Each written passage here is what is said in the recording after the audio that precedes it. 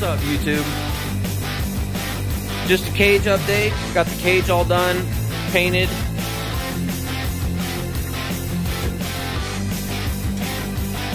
Got it welded to the frame at every post, which the frame is already boxed in all the way around, and I already did a lot of strengthening before I even put the cage in.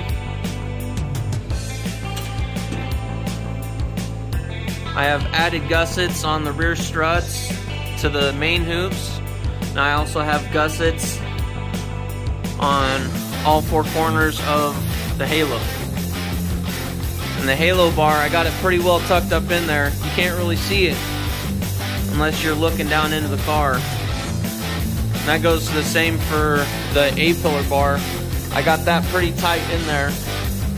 Obviously you can see it from the front, but I got it as close as I could to the A-pillar bars with being still able to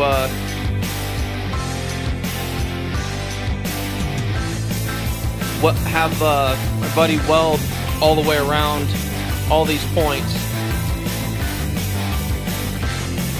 in which in every angle or location that we had to weld, we were able to weld all the way around everything. But I'm definitely more than pleased.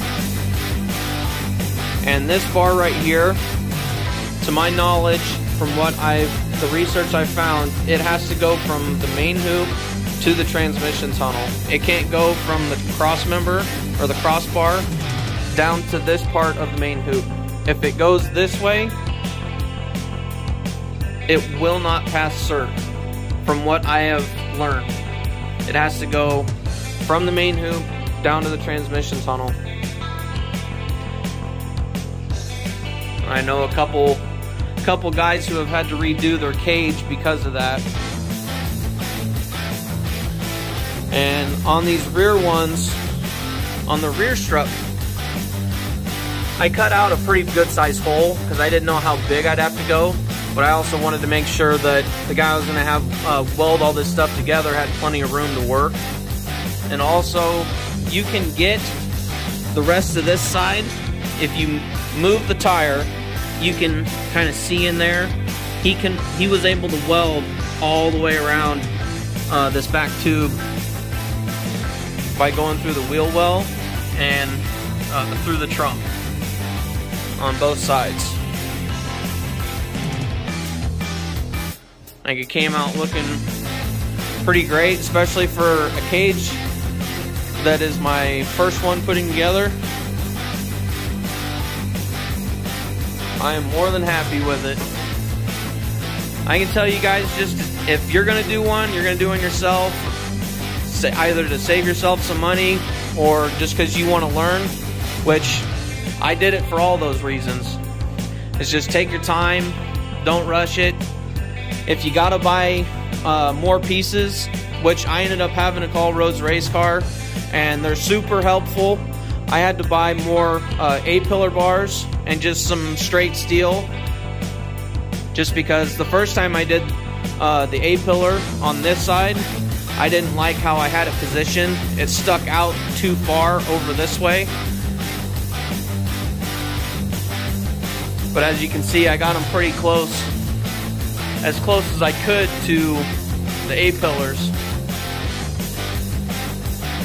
And then it's nothing fancy, just grinder cutoff wheels, sanding discs, and just the frame notch tool, or the tube notcher, just one of these. If I had the money to buy nicer equipment, I definitely would for this stuff. It would make it a lot easier, but I didn't have any problem doing this cage with what I had. And the other thing I can tell you is before you start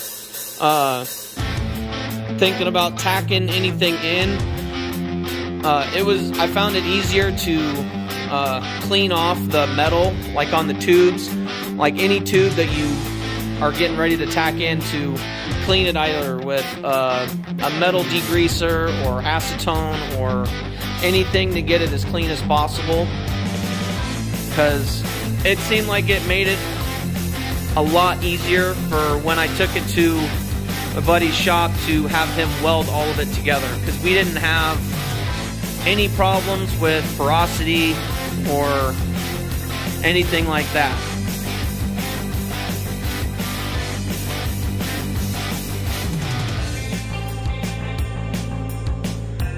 And it's and again, just to reiterate, it's a Rhodes race car, 10-point cage for a G-body. I think it's $380 from them.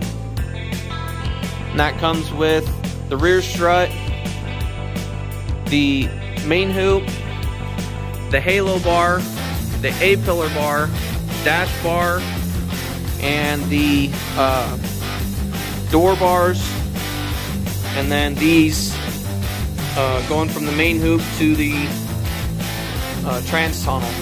Comes with those. Like this stuff here, this, any of the gussets or anything like that, it was extra stuff that I got from them.